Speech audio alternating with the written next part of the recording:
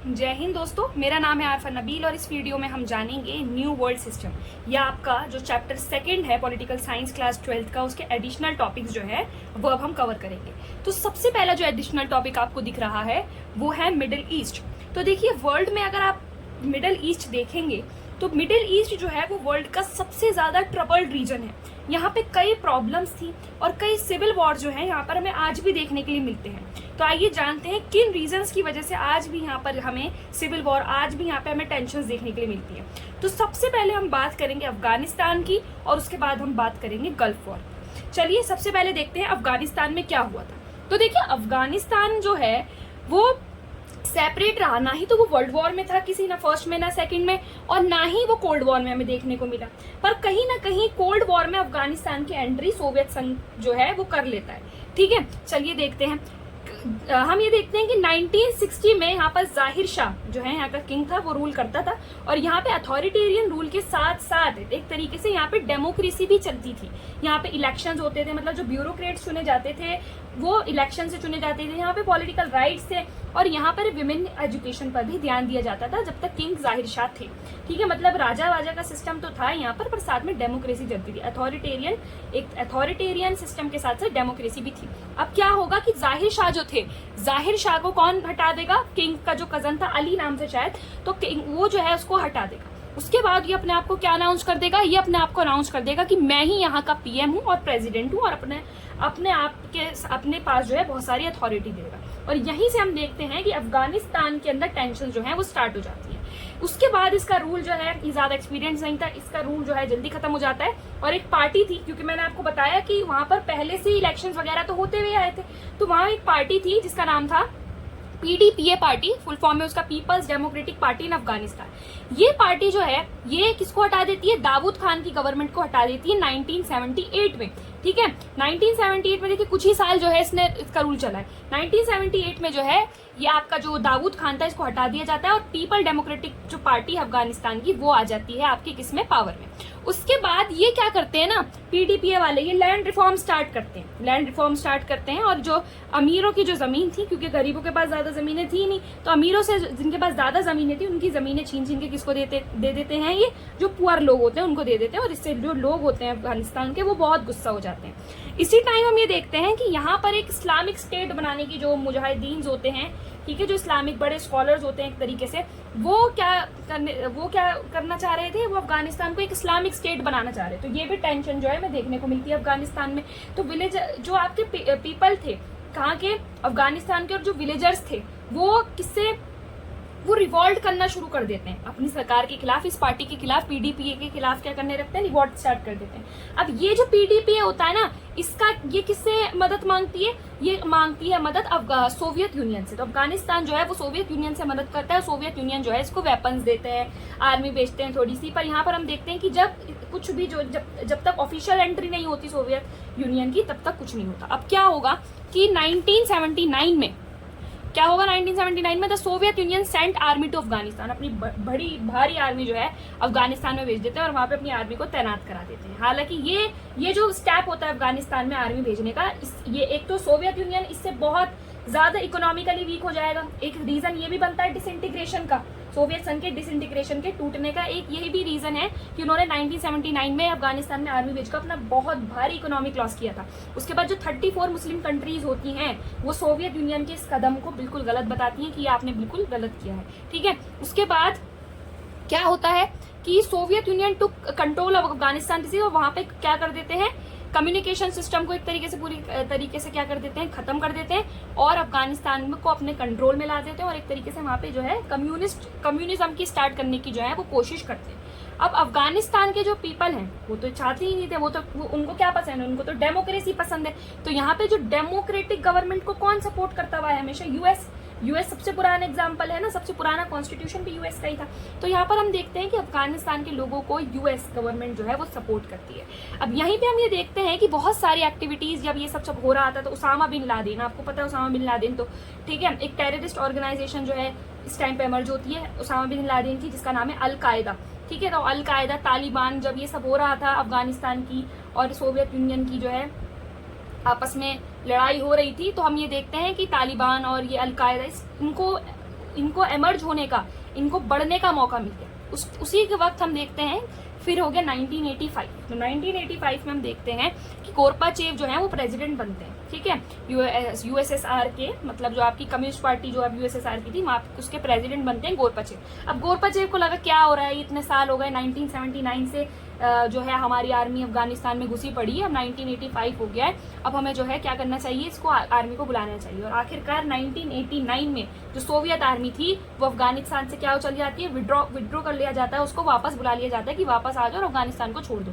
और जैसे ये छोड़ते हैं तो उसके बाद वहां पे कौन सी ऑर्गेनाइजेशन पनप रही थी, आपका तालिबान, आपका अल कायदा, और इन जो टेररिस्ट ग्रुप्स थे इन्हीं के बीच में सिविल वॉर्स यहाँ पर जो है देखने को मिलते हैं कि आप कौन पावर संभालेगा, ठीक है, आपका तालिबान संभालेगा या अल कायदा संभालेगा। तो यहाँ पे सिविल वॉर जो है वो किसके बीच में स्टार्ट हो जाते हैं, आपके अफगानिस्तान के अंदर सिविल वॉर स्टार्ट हो जाते हैं, ठीक है।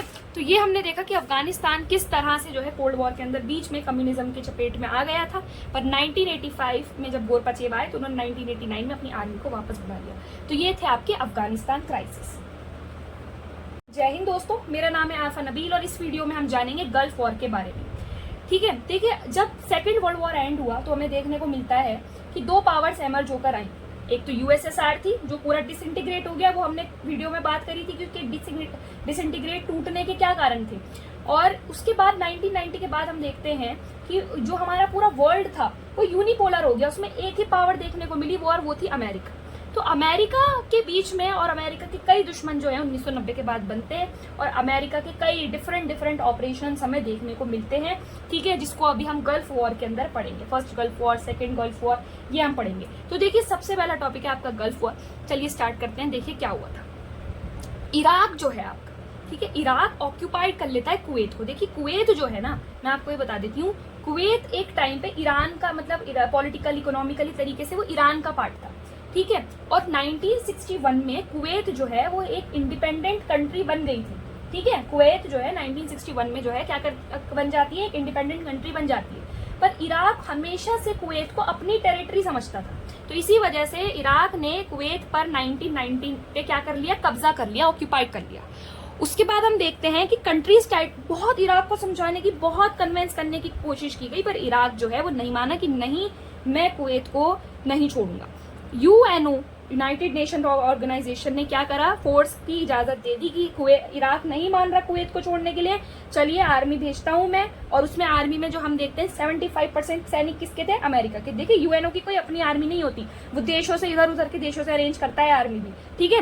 तो हम देखते हैं यहाँ पे ऑपरेशन डेजर्ट स्टॉर्म, याद रखना है आपको, ऑपरेशन डेजर्ट स्टॉर्म जो है यहाँ पे स्टार्ट होता है। यूएनओ की जो फोर्सेस थी, कितने देशों की फोर्सेस थी, 34 कंट्रीज की मिली जुली थी फोर्सेस थी, जिसमें 75% जो सैनिक थे वो अमेरिका के थे, ठीक है। और यहाँ पर हम देखते हैं कि 6,60,000 सैनिकों ने जो है इराक पर अटैक करा।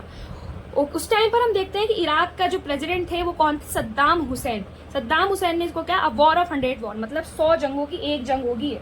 पर उनका ये कहना एक तरीके से क्या रहा, इतना ज्यादा पावरफुल रहा नहीं, क्योंकि जो आपके सैनिक थे यूएनओ के, उन्होंने बहुत आसानी से, एक तरीके जो अमेरिकन सैनिक थे ज्यादातर, उन्होंने बहुत आसानी से हरा दिया इराक को। अब देखिए अमेरिका ने यहाँ पर, क्योंकि 75% सैनिक अमेरिका के, तो अमेरिका यूज्ड स्मार्ट बॉम्ब्स, इसलिए वजह से इसको, इस जो गल्फ वॉर था, फर्स्ट गल्फ वॉर, इसको कंप्यूटर वॉर भी कहा गया है। देखिए फर्स्ट गल्फ वॉर के कई नाम है। फर्स्ट गल्फ वॉर को क्या कहा जाता है, Operation Desert Storm, computer war, और वीडियो गेम वॉर भी इसको कहा जाता है, क्योंकि इस टाइम पर जितना भी लाइव ब्रॉडकास्ट चल रहा था, अगर 1990 का आपका कोई ग्रैंड पेरेंट हो तो उससे पूछेगा कि पूरा जो लाइव ब्रॉडकास्ट जो है टीवी पे आ रहा था इस वॉर का, बिल्कुल लाइव, की असली में कैसी लड़ाई हो रही थी इराक के बीच में और अमेरिका और दूसरे देशों के सैनिकों के बीच में।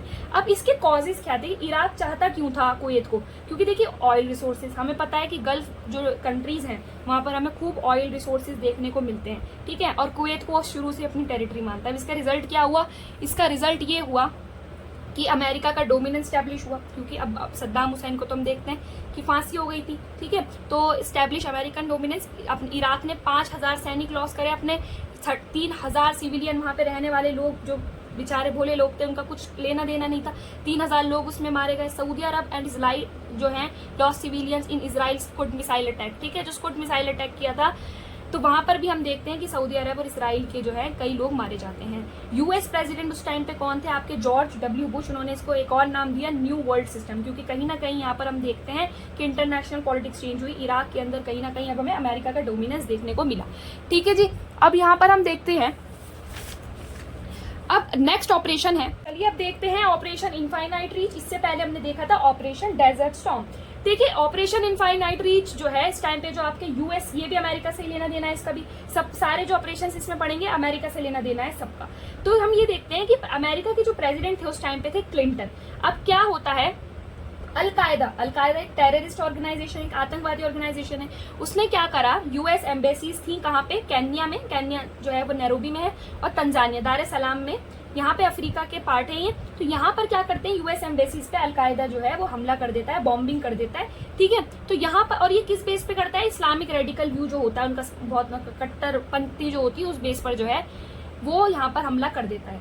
उसके बाद हम देखते हैं कि अमेरिका जो है क्रूज मिसाइल से हमला करता है, कहाँ पर, अफगानिस्तान में और सूडान में, क्योंकि अमेरिका को ये लगता है कि जो अलकायदा के जो लोग हैं, अलकायदा के जो टेररिस्ट हैं एक तरीके से, वो कहाँ पर छुपे हुए हैं, आपके अफगानिस्तान में, और अफगानिस्तान में ही छुपे हुए थे, अफगानिस्तान में, सूडान में। तो यहाँ पर जो है अमेरिका बिना यूएन की परमिशन लिए, पर एक परमिशन तो लेनी पड़ती है ना आपको, इस तरह से आप अटैक कर रहे हो। ठीक है, तो यहाँ हम देखते हैं कि यूएन की कोई भी इंटरनेशनल लॉज रूल जो भी बने थे उस टाइम पर, वो बिल्कुल भी अमेरिका इस चीज का ध्यान नहीं रखता और क्रूज मिसाइल से हमला करता है अफगानिस्तान पर और सूडान पर। इसमें कई जो सिविलियन एरियाज थे, मतलब जो एक नॉर्मल एरिया से लोगों के, अफगानिस्तान के रहने के और सूडान के रहने के, वहां पर हमला किया जाता है और कोई केयर नहीं करता जो है अमेरिका किसी भी परमिशन की, और वहां पर हमला कर देता है। और इस तरह से जो यूएस एम्बेसीज पे जो हमला हुआ था उसकी, वो इसका बदला लेता है। ठीक है, अमेरिका की हिस्ट्री का डार्केस्ट डे ये माना जाता है 11 सितंबर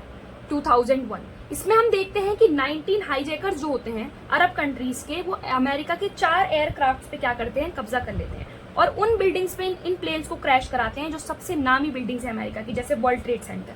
तो सबसे पहले जो 2 एयरक्राफ्ट होते हैं, 2 एयरक्राफ्ट को कहाँ पे क्रैश कराते हैं, क्रैश कराते हैं वर्ल्ड ट्रेड सेंटर पर क्रैश कराते हैं, न्यूयॉर्क में जो है। उसके बाद जो 3rd प्लेन होता है, ये कहाँ पर हिट करवाते हैं, ये कहाँ पे क्रैश कराते हैं, पेंटागन। ठीक है, पेंटागन क्या है, आपका head quarter of the USA defence, जो डिपार्टमेंट ऑफ डिफेंस है उसका हेडक्वार्टर है ये। ठीक है, उसके बाद हम देखते हैं जो फोर्थ प्लेन ये कहाँ पे क्रैश कराते हैं, फोर्थ प्लेन का जो इनका प्लान था क्रैश कराने का, वो कहाँ पे था, यूएस कांग्रेस, मतलब जो लेजिस्लेचर है, पार्लियामेंट है वहां का, वहां पर इनको क्रैश कराना था। पर ये क्रैश कहाँ पे हुआ, एक फार्म में हुआ, पेंसिल्वेनिया में। ठीक है, तो ये 4 प्लेन जो है इस तरह से उन्होंने क्रैश कराए। अब अमेरिका तो चुप बैठेगा नहीं, अमेरिका को इसका बदला लेना, तो अमेरिका ने इसका बदला लिया bye operation enduring freedom. Operation enduring freedom start हुआ था 7 अक्टूबर 2001 को और काफी लंबा ये चला था। ठीक है, 2004 तक जो है पूरा कंप्लीट एक तरीके से ये होता है। ठीक है, तो यहाँ हम देखते हैं कि अमेरिका जो है, अलकायदा आपको पता है टेररिस्ट ऑर्गेनाइजेशन है, तालिबान, ये अफगानिस्तान में ही छुपते हैं। ठीक है, इनके जो टेररिस्ट होते हैं। ठीक है, तो अमेरिका का ये मानना था कि ये जो हमला है ये अलकायदा, ये तालिबान, इन्हीं टेररिस्ट ग्रुप्स में से किसी एक ने कराया है। तो यहाँ हम देखते हैं कि अलकायदा और तालिबान पर क्या कर दिया जाता है, अफगानिस्तान में हमला कर दिया जाता है। ठीक है, यहाँ पर हम देखते हैं कई सिविलियन अपनी जान जो है खो देते हैं। एयर स्ट्राइक्स जो हैं यहाँ पर की जाती हैं, कौन, अमेरिका करता है एयर स्ट्राइक्स पे अलकायदा और तालिबान के जो भी कैंप्स थे, जो भी इनको, जहां भी इनको शक था कि हमला करना है, वहां पर ही हमला करते हैं कि यहीं पर ये छुपे होंगे। इसका ऑब्जेक्टिव क्या था कि जो कम्युनिकेशन सिस्टम है, मतलब ये जो लड़ाई थी ना ऑपरेशन एंड्यूरिंग फ्रीडम की, टेररिज्म के खिलाफ थी।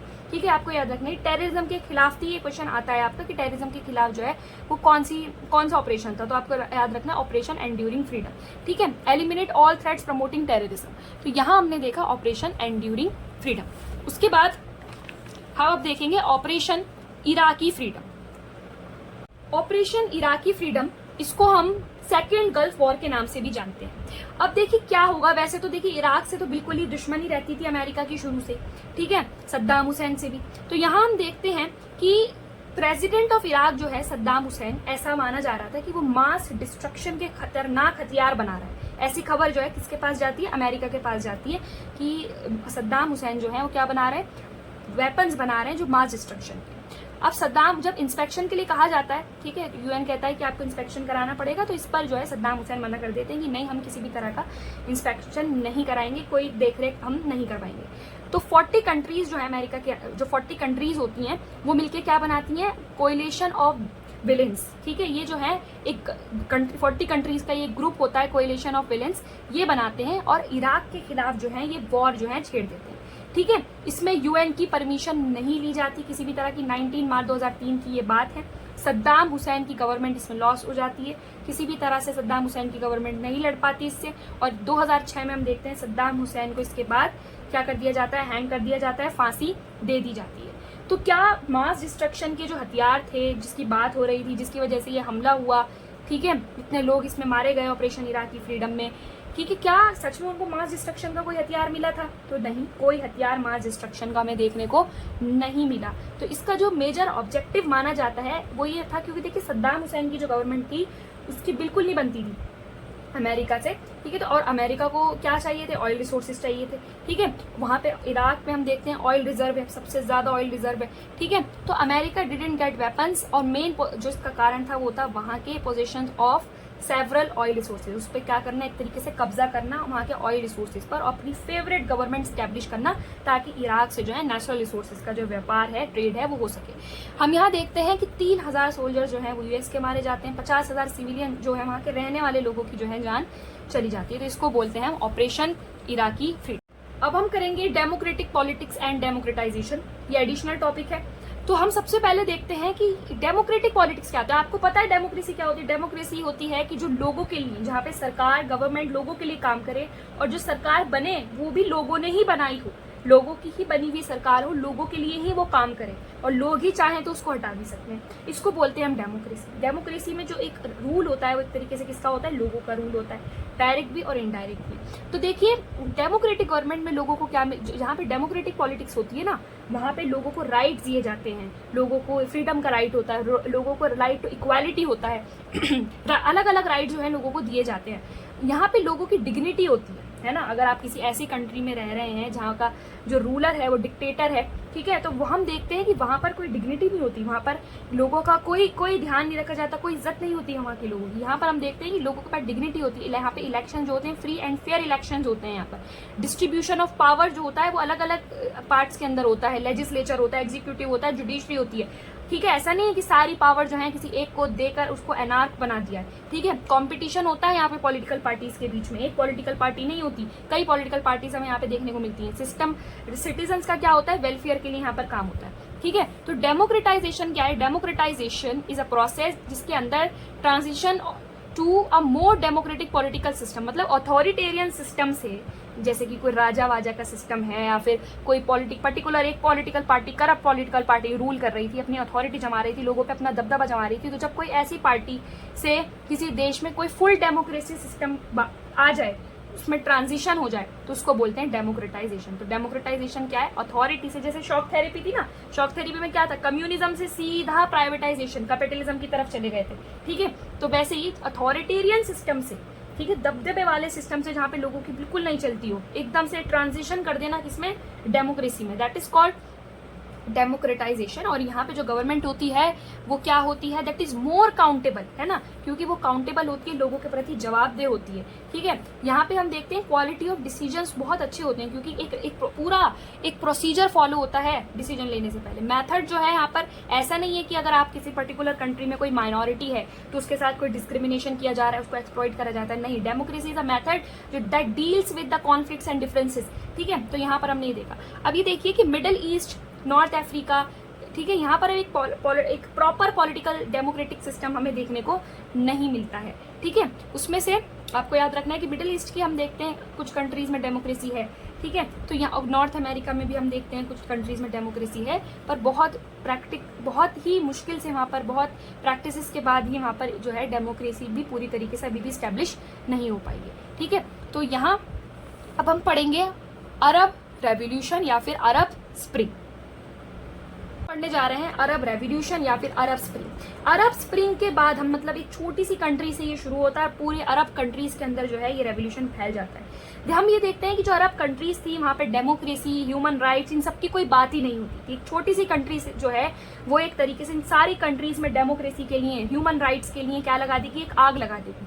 तो देखिए कहानी शुरू होती है आपकी ट्यूनीशिया से। ट्यूनीशिया जो है वो नॉर्थ अफ्रीका की जो है एक कंट्री है और यहाँ पे डिक्टेटरशिप ये सब चलता था, ठीक है। यहाँ पर कोई डेमोक्रेसी नहीं चलती थी। तो यहाँ पर डिक्टेटर था कौन, ज़ाइन अल आबिदीन जो है 1987 से यहाँ पर क्या बने हुए थे, डिक्टेटर जो है वो बने हुए थे।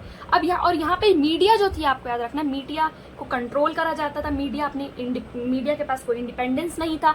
मीडिया अपने जो डिक्टेटर गवर्नमेंट थी, जो लोगों के प्रति बिल्कुल काउंटेबल नहीं थी, लोगों की बिल्कुल सुनती नहीं थी, ह्यूमन राइट्स की कुछ नहीं पड़ी थी इस गवर्नमेंट को, ठीक है। लोग जो है वो बहुत वर्स्ट कंडीशन में जो है ट्यूनीशिया के अंदर रह रहे थे। तो यहाँ हम देखते हैं कि किसी भी इंसान को कोई जस्टिस नहीं मिल रहा था। बहुत खराब गवर्नमेंट जो थी यहाँ की थी।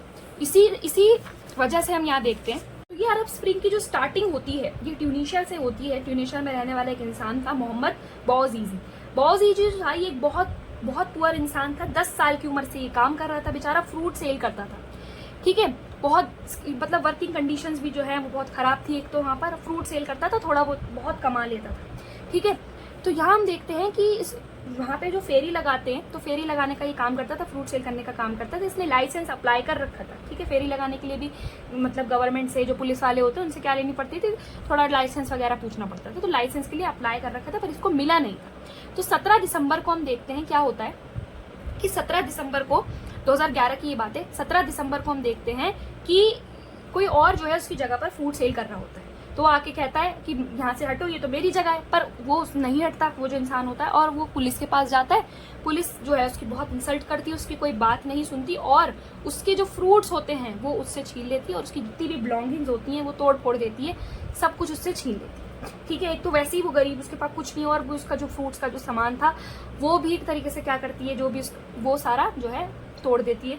अब यहाँ हम देखते हैं कि यहाँ से वो अपने पे क्या करता है, कैरोसिन अपने पर फेंकता है और कैरोसिन फेंककर अपने आप को क्या कर लेता है, सुसाइड कमिट कर लेता है, अपने आप को जला देता है। तो यहाँ से हम देखते हैं 2011 की ये बात है। यहाँ से हम देखते हैं इसकी जो ये वीडियो थी इस टाइम पे फेसबुक थी, ये वीडियो जो है उसकी वायरल हो जाती है और पूरे अरब कंट्रीज़ में जो है ये बात जो है फैल जाती है कि इतनी खराब गवर्नमेंट है, इतने जो ब्यूरोक्रेट्स हैं, जो पुलिस ऑफिशियल्स हैं वहाँ के, इतने खराब हैं कि बात सुनना तो छोड़ो, और उसकी जो बिलोंगिंग्स थी, उसके जो फ्रूट्स थे वो भी उससे छीन लिए थे, ठीक है। तो यहाँ से हम देखते हैं गवर्नमेंट, ट्यूनीशिया के लोगों ने प्रोटेस्ट करना स्टार्ट कर दिया।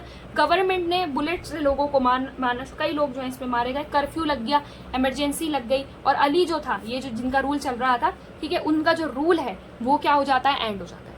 अब अरब स्प्रिंग जो है ना, इसके अगर आपसे रीजंस पूछें कि अरब ट्यूनीशिया में ये जो प्रोटेस्ट हुए थे, ये रिवॉल्ट क्यों हुआ था, तो आपको क्या लिखना है, क्योंकि लोगों में गुस्सा बहुत था। डिक्टेटरशिप थी और दूसरा ये बिल्कुल भी काउंटेबल जो डिक्टेटर नहीं था। पावर्टी, बहुत गरीबी से लोग जी रहे थे, बहुत मुश्किल से लोगों की जो बेसिक नीड्स थी वो भी पूरी नहीं हो रही थी। अनएम्प्लॉयमेंट फैली थी, सरकार को कोई लेना देना नहीं था कि देश को कैसे चलाना है। करप्शन फैला हुआ था, लोगों के पास पैसे नहीं थे और वहीं लोग जो आपके जो ब्यूरोक्रेट्स थे वो जो है लोगों से पैसा छीन के एक तरीके से अपनी जिंदगियां बिता रहे थे। लोगों के पास यहाँ पे करप्शन, लोग जो है स्पेशल राइट जो है एंजॉय कर रहे थे। और मोहम्मद बौअज़ीज़ी जब सुसाइड करता है तो वहां से तो ये जो है चिंगारी लगी जाती है। अब इसके कॉन्सिक्वेंसेज क्या हुए, देखिए पूरी अरब कंट्रीज में इसके कॉन्सिक्वेंसेज हुए। देखिए सबसे पहले तो ये मूवमेंट पूरे अरब कंट्रीज, वेस्ट एशिया में मतलब एक तरीके से फैल गया। पूरा जो ये मूवमेंट था ट्यूनीशिया से पूरी जो सारी कंट्रीज हैं अभी हम पढ़ेंगे वहां पे फैल गया।